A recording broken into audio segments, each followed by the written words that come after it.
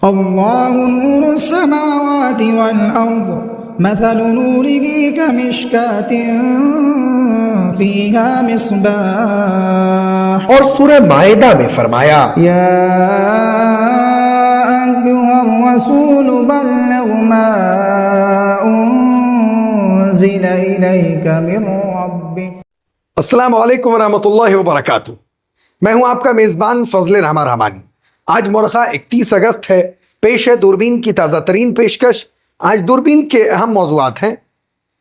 وقف ترمیمی بل 2024 کی جوائنٹ پارلیمانی کمیٹی نے طے کیا ہے کہ ملک کے شہری، غیر سرکاری ادارے اور اسٹیک ہولڈرز بل پر اپنی رائے JPC کو بھیجیں تاکہ اس سے بل پر شہریوں کے اتفاق اور نا اتفاقی کا واضح طور پر پتہ چل سکے۔ اس سلسلے کی تمام تفصیلات آج کی دوربین میں خصوصیت کے ساتھ دیکھیے۔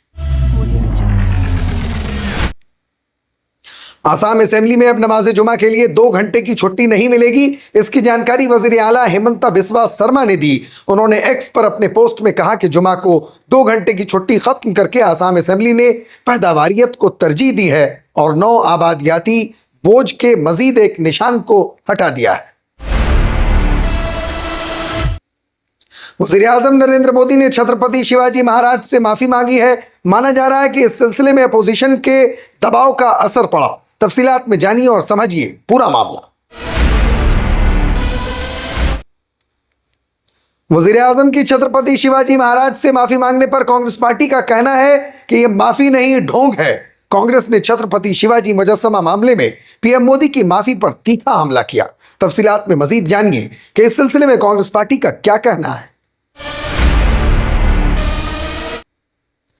روس اور یوکرین افواج کے مابین جھڑپوں کا سلسلہ جاری ہے۔ اس دوران یوکرینی حکام نے IAEA کو ایک خط لکھا ہے جس میں شکایت کی گئی ہے کہ اسے روسی حملوں کے سبب جوہری پاور پلانٹ کو بند کرنا پڑ گیا۔ امریکہ میں شدید گرمی کا لہر جاری ہے۔ ملک کے 60 ملین افراد کے لیے انتباہ جاری کی گئی ہے۔ امریکہ کے وسطی مغربی ریاستوں میں شدید گرمی سے ریکارڈ توڑ دیے ہیں۔ ملک میں گرمی سے متعلق انبات اور حفاظتی اقدامات پر توجہ دی جا رہی ہے۔ 3 سال قبل طالبان کے اقتدار سنبھالنے کے بعد یہ پہلا موقع ہے کہ افغان شہریوں کو جرمنی سے افغانستان ڈپورٹ کیا گیا۔ انسانی حقوق کی تنظیموں نے جرمنی حکومت کے اقدام کو بین الاقوامی قوانین کی خلاف ورزی قرار دیا ہے۔ مغربی کنارے اور غزہ میں اسرائیلی حملے جاری ہیں۔ حملے میں متعدد ہلاکتیں ہوئی ہیں۔ مغربی کنارے میں 3 دن سے جاری اسرائیلی فوجی آپریشن میں کم از کم 19 فلسطینی ہلاک ہو چکے ہیں۔ آج کی دوربین میں دیکھیے غزہ کی تازہ اور موجودہ صورتحال۔ بھارت کی جنوبی ریاست کیرالہ میں بالی ووڈ کے نام سے معروف فلم انڈسٹری ایک بڑے ہنگامے سے دوچار ہے۔ حال ہی میں ایک رپورٹ میں انکشاف ہوا ہے کہ پیشہ ور خواتین کو بڑے پیمانے پر جنسی طور پر ہراساں اور استحصال کیا گیا۔ پیرس پارالمپکس میں ہندوستان کو ڈبل کامیابی ملی ہے۔ شوٹر اونی لیکھرا نے طلائی اور مونا اگروال نے کانسے پر نشانہ لگایا ہے۔ اونی لیکھرا کوالیفیکیشن میں دوسرا مقام حاصل کرتے ہوئے فائنل میں رسائی حاصل کی، وہیں مونا اگروال نے بھی 5واں مقام حاصل کرتے ہوئے فائنل کے لیے کوالیفائی کیا۔ آپ ہمیں YouTube پر دیکھنے کے علاوہ ہمارے تمام سوشل میڈیا پیجز پر بھی فالو کر سکتے ہیں۔ آپ فکر و نظر اردو کا پروگرام دوربین دیکھ رہے ہیں۔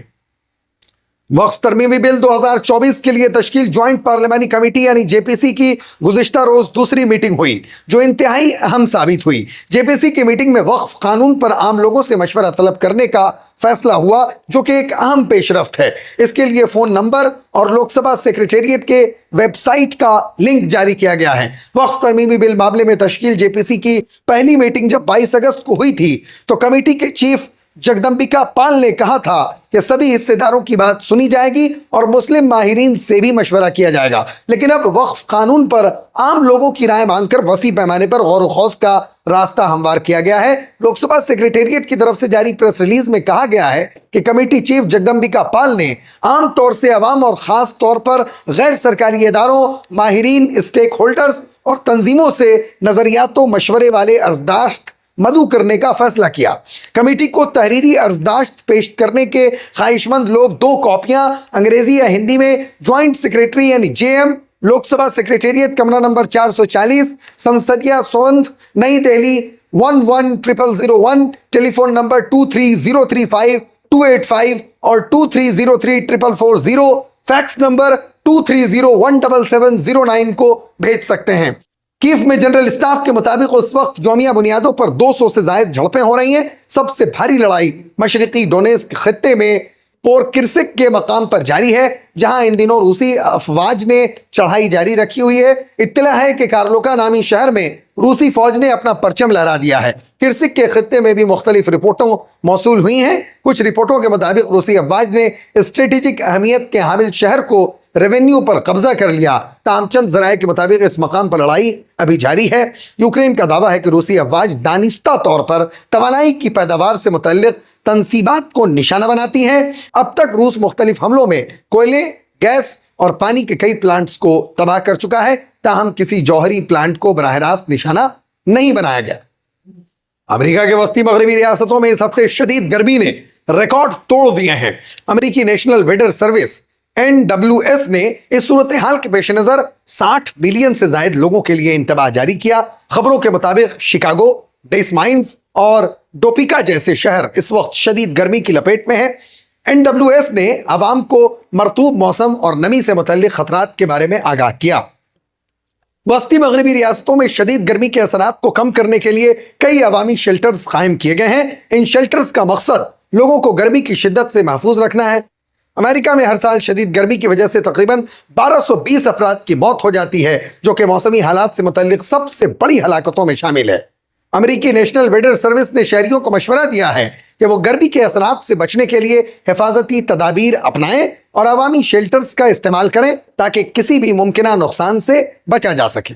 اگست 2021 میں طالبان کے اقتدار سنبھالنے کے بعد جرمنی نے گزشتہ روز پہلی بار 28 افغان شہریوں کو افغانستان ڈیپورٹ کر دیا۔ جرمن حکومت کے ترجمان اسٹیفن ہیوسٹریٹ نے واپس بھجوائے گئے تمام افغان شہریوں کو سزا یافتہ مجرم قرار دیا، لیکن ان کے جرائم کی وضاحت کے لیے تبصرہ کرنے کی درخواست کا فوری جواب نہیں دیا۔ وفاقی جرمن وزیر داخلہ نینسی فیزر نے اس معاملے کو جرمن کی سیکیورٹی سے جوڑا ہے۔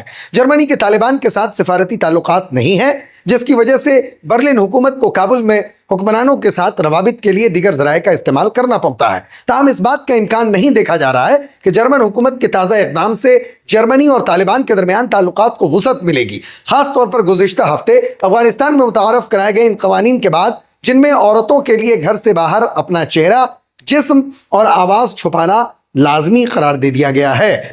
افغان باشندوں کی ملک بدری جرمنی کے شہر زولنگن میں کیے گئے چاقو کے ایک مہلک حملے میں 3 افراد کی ہلاکت کے واقعے کے 1 ہفتے کے بعد عمل میں آئی۔ اس حملے میں مشتبہ شخص ایک شامی شہری ہے جس نے جرمنی میں سیاسی پناہ کی درخواست دے رکھی تھی۔ جرمنی میں ایمنسٹی انٹرنیشنل کے سیکریٹری جنرل جولیا ڈکرو نے گزشتہ روز ایک بیان میں افغانوں کی ملک بدری پر تنقید کرتے ہوئے کہا کہ حکومت انتخابی مہم کے دوران سیاسی دباؤ کے سامنے جھک گئی ہے۔ انہوں نے مزید کہا کہ افغانستان محفوظ نہیں ہے اور الزام لگایا کہ افغان شہریوں کی ملک بدری بین الاقوامی قوانین کی صریح خلاف ورزی ہے۔ فلسطینی وزارت صحت کا کہنا ہے کہ تینوں افراد کو جنہیں شہر کے جنوب میں واقع قصبے زوبدہ میں ہلاک کیا گیا، تاہم فوری طور پر ان کی شناخت کی تصدیق نہیں کی گئی۔ مقبوضہ مغربی کنارے کے مختلف علاقوں میں بدھ کی صبح شروع ہونے والی اسرائیلی کارروائی میں اب تک کم از کم 19 فلسطینی ہلاک ہو چکے ہیں۔ اسرائیلی فوجی حکام کا کہنا ہے کہ یہ کارروائیاں اس شورش زدہ علاقے میں عسکریت پسندی کو جڑ سے اکھاڑ پھینکنے اور اسرائیلی شہریوں پر حملہ روکنے کے سلسلے میں کی جا رہی ہیں۔ فلسطینی عسکریت پسند تنظیم حماس نے ان کارروائیوں میں ہلاک ہونے والوں میں سے کم از کم 10 افراد کا اپنے جنگجو ہونے کا دعویٰ کیا۔ دوسری جانب غزہ میں حماس کے زیر انتظام وزارت صحت کا کہنا ہے کہ گزشتہ 10.5 ماہ سے زائد عرصے سے جاری اسرائیلی فوجی کارروائیوں میں اب تک 40,000 سے زائد فلسطینی ہلاک اور 95,000 کے قریب زخمی ہو چکے ہیں۔ کیرالہ میں ملیالم زبان کی فلم انڈسٹری مولی ووڈ ان دنوں ایک بڑے جنسی اسکینڈل کی جانچ کی زد میں ہے۔ اس اسکینڈل میں مبینہ طور پر کئی سرکردہ فلمی ستارے اور صنعت سے وابستہ اہم شخصیات ملوث بتائے جاتے ہیں۔ گزشتہ ہفتے منظر عام پر آنے والی بالی ووڈ میں خواتین کو درپیش مسائل کے بارے میں تاریخی رپورٹ میں فلم انڈسٹری کے تاریک پہلو پر روشنی ڈالی گئی۔ اس میں انکشاف کیا گیا کہ خواتین کو जिनसी तौर पर हरासा किया जा रहा है। रिपोर्ट में इंकशाफ किया गया कि फिल्म इंडस्ट्री में खवातीन को जिनसी मुतालबात, जिनसी हरासानी, सनफी तफरीक, काम की जगह पर तहफ़्फ़ुज़ का फुक़दान, नाकाफ़ी बुनियादी सहूलियात और उजरत में तफावत समेत मुतअद्दिद मसाइल का सामना है। जब से हेमा कमेटी की ये रिपोर्ट मंजर आम पर आई है, मुतअद्दिद खवातीन ने मर्द अदाकारों और फिल्म साजों के खिलाफ जिनसी ज़्यादती के इल्ज़ामात आयद करना शुरू कर दिए हैं। केरला पुलिस ने अब तक कम से कम 17 मुकदमात दर्ज किए हैं, जिनमें फिल्म इंडस्ट्री की अहम शख्सियात के खिलाफ केसेस शामिल हैं।